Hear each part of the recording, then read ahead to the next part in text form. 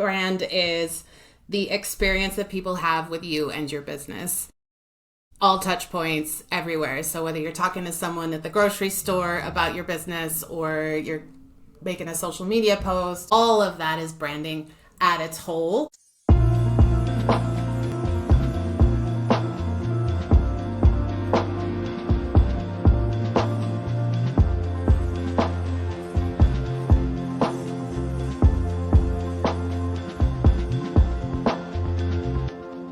Well, hello and welcome back to the Amanda Kaufman Show. And today I'm joined by Christi Cooper. She is a genius in branding and design, and I'm really excited to have her here on the show. Hello, Christi. Hi, Amanda. Thank you for having me. My pleasure. Well, Christi and I got to know each other through a community that we were both members of, and she really impressed me with how generous she was, and of course, colorful. Christi, why don't you take a moment and talk to us a little bit about what led you to being an expert in branding? What do you really specialize in the most? Well, I currently specialize in helping experts with their personality powered brands and websites.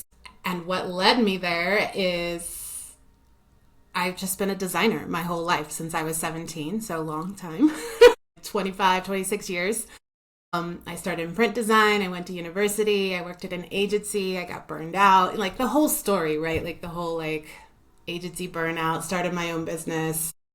Then when I started my own business, I worked with anybody and everybody. Like, I think that's a typical entrepreneurial story, right? You just try to figure out who you want to work with. And I just really fell into working with a lot of coaches and consultants and service providers, just individual kind of solopreneurs or those who had small teams. And I really enjoyed that work and found that that was where my talent was in bringing out the personality in their visual branding and their visual website, combined with strategy and all of that as well. That's really, really cool. And I mean, 25, 26 years as a designer, that's really incredible. So when you're working with somebody and you're not even working with somebody, let's back that truck up. Let's say you're beginning to think about working with somebody and maybe you're researching them, you're checking out their socials, you're checking out their website. Like, what would you say is the big cry for help that you're seeing when it comes to design? Like, that people, like, you wish people would be hiring you for this. I think it's when I see a huge disconnect between who they are on social media and when I go to their website or their landing pages. That's one thing.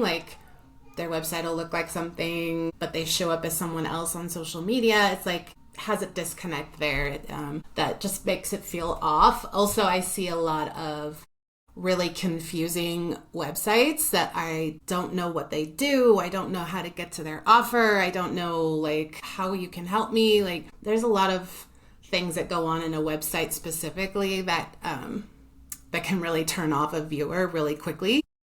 So those are some of the biggest ones I see. I see a lot of vague language on websites, especially coaches. I see a lot of jargony, live your best life, and I understand what they're trying to say, but it's so big and vague and what everyone else is saying, it doesn't resonate with people. And so that's another thing I see a lot is messaging as well. Yeah, yeah, I love that. And you're so right too about the congruency thing. When people, just the human mind, our psychology, we're looking for trust. We're always looking for this consistency, and it could be consistency in rhythm. That's one of the big things that I see a lot of coaches struggle with, and entrepreneurs struggle with when it comes to client acquisition is they don't have consistency with how often they're appearing on social media or how they're appearing on social media, what they're saying on social media. So, or, maybe they're silent altogether. Right. Most people really do accept though that they have to have a website. And what I see is a lot of people doing it quick because you're supposed to do it, but not necessarily pausing to think about what is the cohesive idea here? What am I trying to present to the world? Can you do me a favor and just share with us what is your definition of brand? I have mine, Yeah. but I love asking actual professionals in the branding space. Yeah, What do yeah. you do? define it? Because it always seems to be a little bit different. It's such a like jargon word, right? Like in the industry, it's like your branding affects this, your branding affects that. And that, like at its essence, brand is the experience that people have with you and your business. All touch points everywhere. So whether you're talking to someone at the grocery store about your business or making a social media post or you've got your website or you've brought your client on and now you're giving them their onboarding materials, like all of that is branding at its whole. It's really the experience and impression that people have of you and your business. And I find with coaches, it can get a little confusing because they might be just building their personal brand as a business, or they might have a company name that they're trying to build. And sometimes they don't know how that all works together. Yeah, I noticed you were like not saying that where's the line. You were saying like how does all that work together? Branding is such an interesting subject. When I teach it, I always say it's all the things that you do and don't do that leaves an impression on someone, right? Yeah. And Yeah. that's a really overwhelming idea because it's like already it's, try to list everything that you are doing. But then try to list all the things that you're not doing. And, it ends up being a pretty overwhelming thing pretty fast. I'm curious, like, when you see somebody that has clearly invested, time, energy, money into messaging, publishing, posting, being serious about their business, obviously, what do you think is the main reason that they don't seek alignment in that brand experience? Like, what do you think causes it to go to the back burner, and what's the cost of that?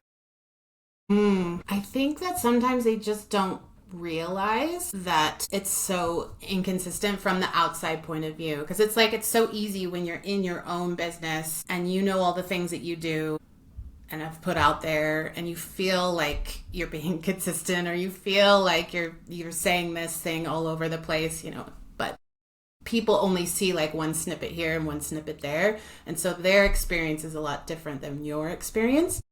Hmm. So I think a lot of that has to do with not really realizing that it is out of alignment. Or maybe they fell into someone, expert, guru, someone on the internet saying, you need to do it this way and you need to do this and you need to do this. And they follow that. Or they're trying to copy someone who they admire, right? And they're like, if I just do it like them, I'll be successful. And then they don't have like what makes them unique in that picture. So I think there's a few things going on. So maybe they're not realizing it. Maybe they're following the advice of someone, or they're trying to emulate someone that they admire, thinking that's the key to success. Yeah. It's so interesting. I love this subject, especially as a high performance coach, because I work with a lot of entrepreneurs and a lot of coaches on their performance more generally. And branding is one of those things, and like driving the consistency of message and consistency of experience. I love how you said that. There's no greater tool, I think, for activating your own personal growth and development, right? It forces you to really say, am I for this? Am I against that? Like, what am I really trying to say? And why does that matter? And like that feels like a really cognitively hard thing to work through, and so I can see why, copying and pasting seems like a good thing, or like hopping into Canva and just like bloop, or just speaking into AI, like give me a logo. What do you think is the missing piece people often have when they do decide, I want to be more intentional with my branding? What do they usually focus on, and what should they focus on instead? Sometimes people get hung up on logos, which as a designer, I should be like, I love logos. I really don't. They serve a purpose as a brand identity, especially in the online world. They really don't have a big impact on your brand and your business, like as long as they're legible and they kind of go with the personality of it. People sometimes think they need to redo their website, but really what they need is more of like clarity in their messaging and their offers and their audience. Like sometimes there's that. I get a lot of kind of different things. It's interesting. So I do what's called a True Brand Power Plan, and it's basically a deep dive interview, and I ask a bunch of questions, and like people get hung up in different places. Like sometimes it's like, what are your core values? And people are like, oh wait, let me sit down, like let me think about that for a moment, because your values are really the anchor of your business brand and your personal brand, and they drive you, and like that should be reflected in your messaging, and the look and feel of it can come across, like what kind of feelings and emotions are we trying to communicate. So yeah, or people get hung up. I do ask the question, like, are you for or against something specific in your industry? And sometimes people just don't know. Like, it's like, let me think about that. It's an interesting thing. I think I got off track there, actually. Not at all. No, it's perfect. I think that's the thing about brand is that I know so part of my brand from the very beginning was that I was anti-brand, right? And I looked at it, I saw it as being something that was, what nefarious people did or deceptive people did to, pry my wallet open. Just being totally blunt about it. So I was very anti-branded. I was like, oh, like branding doesn't matter. It's just a waste of time. No one cares what color it is. No one cares. And what I've learned is there's levels to the game, right? I think when you're very first starting, it's more about having the courage to start. And it's more about, having the courage to ask and to invite and to connect and to serve. Like there's a lot of courage activation that starts at level one of the game of entrepreneurship. But very quickly, when you're starting to move to the next level and the next level and the next level, and you start encountering these ceilings on your growth, this friction, you're like, why am I not being chosen for this opportunity? Or why am I not being thought of first? Or why the hell am I not getting the referral? I would think I'd be getting a referral. Why am I not getting a referral? And, like there's these questions that start to come up as you start encountering the next ceiling and the next ceiling and the next ceiling of your growth. What would you say is like the time that somebody, and I'm assuming you agree with me that like branding maybe doesn't matter in the first few days of business, but like what is the point where it's like, look, this is not a negotiable, like you need to sort this ish out? Yeah, yeah. I would say, yeah, as people have started to see success in their business, and they might start to be getting bigger opportunities, but then they're kind of wondering why other opportunities aren't also falling into place. A lot of times that has to do with that online impression that people have when they go and visit. Like it's really hard. I network a lot and I talk to people and I love to refer people out to others. But if I go to your website and it doesn't say that you do the thing that you told me you do, I can't share that with people. Like, Right? or It's not congruent. it's not congruent, or if it looks like if it looks confusing, or they can't find the contact information, or it just looks really outdated. Like I had a client I think it was last year we worked together. Like she launched a book and she was getting all this PR and she really needed her website to be redone. She's like, I did it myself, it looks okay, but it's not national level visibility, professionalism. And because we redid it, then that opened doors for her for bigger opportunities. It made it really easy for, Hello Sunshine to like say, hey, we can bring her in and do these workshops and things. And so I think there is an expectation of a certain level of, I say professionalism, but professionalism is such a catchword. Like people have different opinions of it, especially if they come from corporate space, right? But I think there is a certain level of like image. I mean, we're an image driven society, whether we like it or not, that people expect when you're at a certain level. So if you're seeing yourself at that level and you're getting to that bigger level, you kind of have to look like you're at that level for people to take you more Right. Yeah. seriously. I do think that there is such a thing as professional standard. Yeah. And, when I left corporate, again, like I love this subject because it really does bring up a lot about personal stuff and like Yeah. how are you processing your transition from what was to what is and navigating the realities of the difficulties as well as the benefits of entrepreneurship.